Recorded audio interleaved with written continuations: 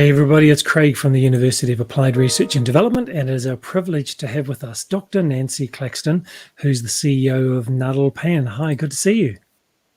Hi, nice to see you, Craig. Thanks very much for doing this. Why don't you tell us about Nadal Pan and how you came to be there? Sure, no worries. So my name is Nancy Claxton. I am the CEO of Nadalpan, and Nadalpan is a small company. There's just three of us, quite honestly, and we develop behavior change-based content for development and humanitarian responders. So I work with large NGOs, typically WHO, UNICEF, the International Red Cross, and other large organizations, and I develop behavior change-infused content that trains people how to ensure that what they're telling people to do actually makes an impact. So why is that necessary? Good question. It's necessary because when I was initially working in development, I would see people telling people what to do. So typically when you're doing a disaster response, it's typically people from another culture, another country, another language, flying in, landing, telling people immediately what to do. And of course, that is rarely well received, much less when it's delivered in such a way that's not taking into account cultural norms, social norms, any of the parameters or determinants that actually cause people to change their behavior. So in emergencies or in disasters, it's actually a little bit easier because people, of course, are on an emergency disaster mindset, and of course, they're willing to listen. But that time span is quite short. It's about 6 weeks that people are willing to listen to something that's about a life-changing event, such as a pandemic. After 6 weeks, people get tired of it, and so you have to change tactics, and rarely do organizations do that. So we help them to do so. Right. 6 weeks. So that's a scientifically proven limit of a person's ability to handle that in a crisis situation. It's that 6 weeks is about as long as they can tolerate listening to a message about how much in danger they are. And so you still give that same messaging about danger and severity, et cetera, but you modify it based on what the current situation is. So even in COVID, we see that the situation changes. There's variants coming along. There's new prevention methods. Countries close their borders. So the situation is always changing. So why wouldn't your messaging and your approach change as well? So when a country like New Zealand has been in lockdown for 107 days, and then we have a new system put in place, speaking from immediate experience, and the system is not really well communicated, and we don't understand why we're not being released into the new system, even though all this data tells us we should fit the new system. We don't understand why. That would lead to the rebellion that we're experiencing. That's correct. That's correct. So there are about 38 behavior change theories specifically around health, and there are hundreds around other different areas, all of which usually come back to health. So everything's about health, right? So when we look at those 38 different theories, what we do is we look at your norms. So the norms of a country like New Zealand, we study how people share information, who are trusted channels of communication, and that will be different from other countries. And so when you understand what the locus of control is and what the norms are, then you can understand how you can get out messaging as well as get out prevention methods in a way that is acceptable to people and doesn't start the misinformation spread. So when people don't get information that they need or in a way that makes sense to them, they start to fill in the gaps themselves. And that's where you get all these crazy theories that go around different pieces of things like COVID, vaccination, et cetera. Right. Okay. So what are you doing right now? So right now I'm working on a package with my team for a thing called risk communication and community engagement for the COVID vaccine uptake with migrants and refugees for the WHO. So we had developed an initial package earlier this year, and that's being rolled out largely in the Middle East because, of course, in many countries, the vaccine is not even really available. It seems shocking for people in the Western world, but some places just have very low access to vaccination. So they've been rolling it out in the Middle East, and now they're working with migrant populations within the Middle East, as well as people from the Middle East who have migrated to other countries. So working with them about the social norms for not only each country, but each tribe or each cultural and social group within that country to understand how we should deliver messaging, what messaging is appropriate, when and how to deliver it, who it goes to, etc. So that's what we're working on now. How important is culture in that? Incredibly important.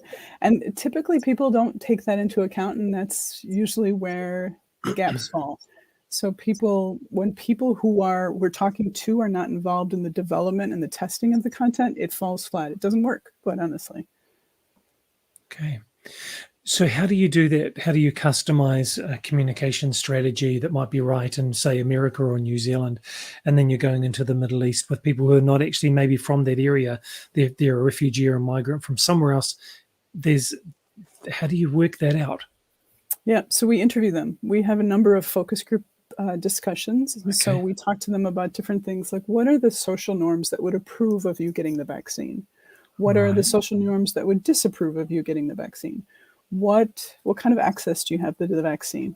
And quite honestly, when there's no access, we typically will say, maybe we should change the focus of this package, because why get them excited about something that will save their life if you can't even give that to them? So it's Right. a different focus when there's no access. So there's a question, there's 10 different questions we ask them. And then we put this on this nifty little chart and basically figure out what the barriers are to people accepting whatever health promotion message we're trying to convey. So 10 questions and you can figure that out. Yes, for the most part. There's typically some back and forth, but really we get some really beautiful data, and we're actually able to quantify it. So we ask, at least 50 different people from that cultural group, these 10 different Okay. questions. We put it into our spreadsheet, and we look for a statistical difference between of 15 points or higher, 15% or higher, between the people who are accepting of that intervention of a vaccine, let's say, and the people who aren't. And we've looked for that difference. We look for the things that are the highest value, and those are our ripe fruit that we can go pick, and that's the easiest interventions that we can suggest at that time period. And that changes. That's the beauty of it. It changes as each phase of the pandemic or the crisis or whatever occurs when you ask those questions. And people say 50 questions, it sounds like a lot. We can do it in about 2.5 hours, believe it or not. It's quite quick. Okay, so 50 questions. No, 50 people from a target 50 group, people. 10 questions. Okay. Wow. And then you put it in the spreadsheet and it spits out the things to emphasize in your communication. Yep. And then is it done in multiple languages? It is done in multiple languages. And so we analyze it in English because we're all English speakers. We all share that language. The three of us speak different languages, but English is what we work in. And then we work with other groups. Of course, we train in whatever language they use. So yes, it's definitely available in different languages. How about different forms of language? I was speaking with Maria Drasba, who's worked in refugee camps and worked for World Food Organization and other people. And the ethnicity she was working with in the refugee camp in Bangladesh, they didn't have a written language. So she created a flip book, a picture book to explain things, and had trained verbal translators to tell it in a verbal spoken language. How do you handle those different styles of communication? Yeah, we have a number of different ways. So there's an app actually that's called the Cinefin Framework, and we can use an app with no literacy populations. And we train folks how to use this app to go into the community, and it's all offline, so you don't have to be online.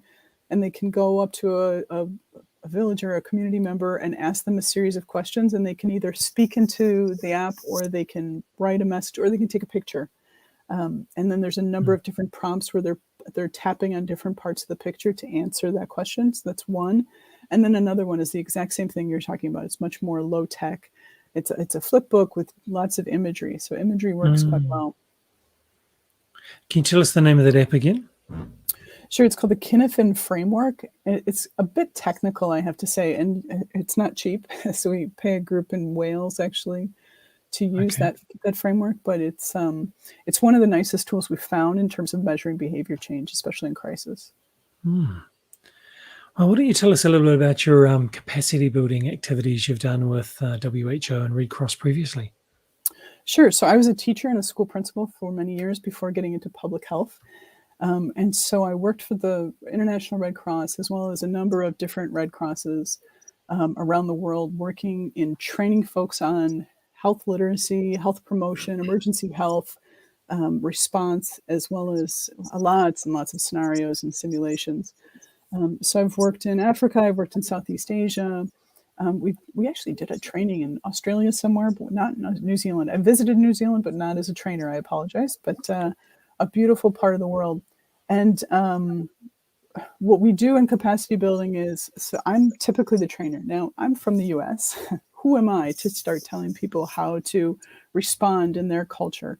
But I give them the tools and how to do it. So I train typically a set of trainers. I train them how to do it. I train them how to modify the content so that it fits the social and cultural norms of that group.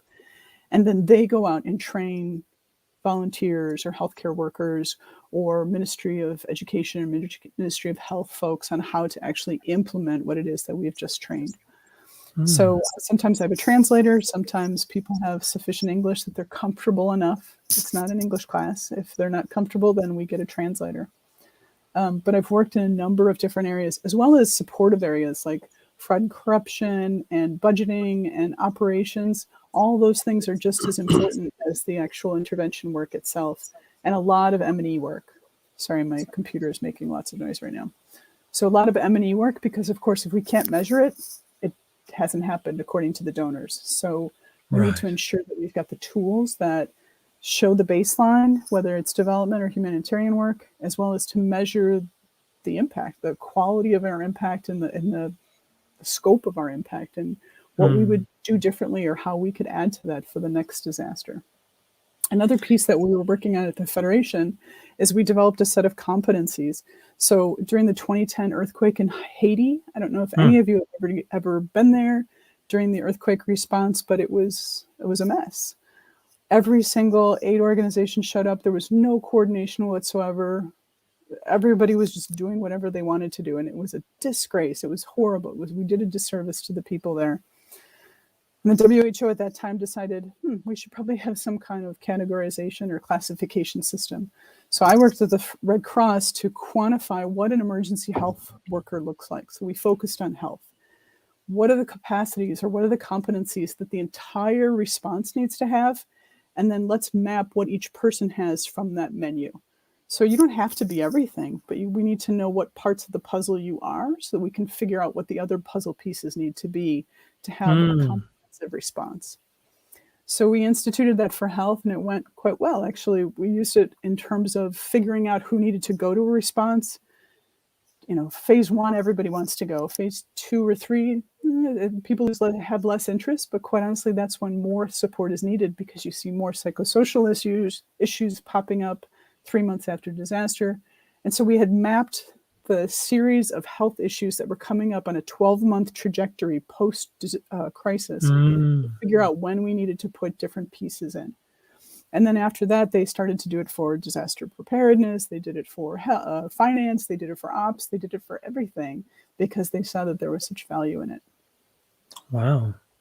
That must be really impactful. It is impactful. It's very exciting to see somebody's, they have their map of their competencies and they'll say, oh, I want to be an ER nurse, or I want to work and be a team leader of a camp. Okay, this is what you need to do. So there were learning pathways mapped out rather than just who you knew or how many missions you had gone on. There was actually a quantifiable path that you could follow. Wow. Is that publicly available, that mapping? It is actually. It's on the IFRC website. I can dig out the URL for you if you'd like. That'd be great. I'll grab that from you afterwards and I'll add it to the show notes. I think that'd be really interesting for people to see that, particularly for those people who are emergency managers and maybe wondering, where can I go to? How can I veer off and do some other things with the skill sets I have? Do you find that with the organizations you work with, people do discover, hey, I've got these skill sets and now I can go off to another part of the world and do another role, but these skill sets really fit that? Yeah, in fact, we would have a let's say an emergency room doctor or a medical officer for a hospital in Norway, and he would show up to a response, and it's a completely different context, a completely different environment. and they were very much out of their element. So we learned that we had to train them on the humanitarian context of medicine or Right. response, because it was a completely different game. So I think they probably struggled the most because they were used to having so many resources around them in terms of Mm. people and things and medicines, et cetera, that weren't always available in the field when an actual disaster happened. So much of our training was about that. When people would say, I want to do this, lots of them were career humanitarian responders. So this is something that they did this was their job. This wasn't something they did on the side. But yet, the folks who work in the ERs and who are working full time for a hospital or for a healthcare unit or what have you, and then they would come for 3 weeks and respond, they would help the rest of us to reset and realize there was a world out there that we needed to continue to upskill and make sure that we were Mm. trained on different things and that we may not have been trained on before. So it was helpful to us as well as to them because there was such a sharing of information and capacity. Brilliant. So, just Dr. Nancy, as you wrap up, what would you say to people who aspire to do what you do? What are some learnings or experiences they should put into their toolkit before they do that? Yeah, I guess I would. So I got into the Red Cross. So the Red Cross is a great entry level platform to be able to get into humanitarian work. So I started as an HIV trainer in a community center in Chicago. That's how I got my start. And I then went into disaster response. So the Red Cross is quite nice because it has a nice entryway and you can see the path to get to a response. The New Zealand Red Cross, as well as the Australian Red Cross, all the Red Crosses in that area of the world, incredibly well respected, and you have a presence in different responses. So I would say the Red Cross is a great stepping stone to get into the field of humanitarian work, Mm. but make sure that you are aware that if you do that for a living, it's different than if you do that, for 3 weeks out of the year or what have you. It's Mm. not better, it's worse, it's just different. And I would just talk to as many people as you can within the Red Cross movement, or even, Doctors Without Borders or WHO or what have you. They all have their own culture, and the cultures don't always talk together, but they Okay. have their different systems, etc. So the Red Cross does have opportunities, and I guess other organizations do as well, where you can drop in, where you have your career, your job, it's paying your way, but then you would volunteer for 3 weeks or a period of time, and those opportunities are always ongoing, or are they in response to a big crisis?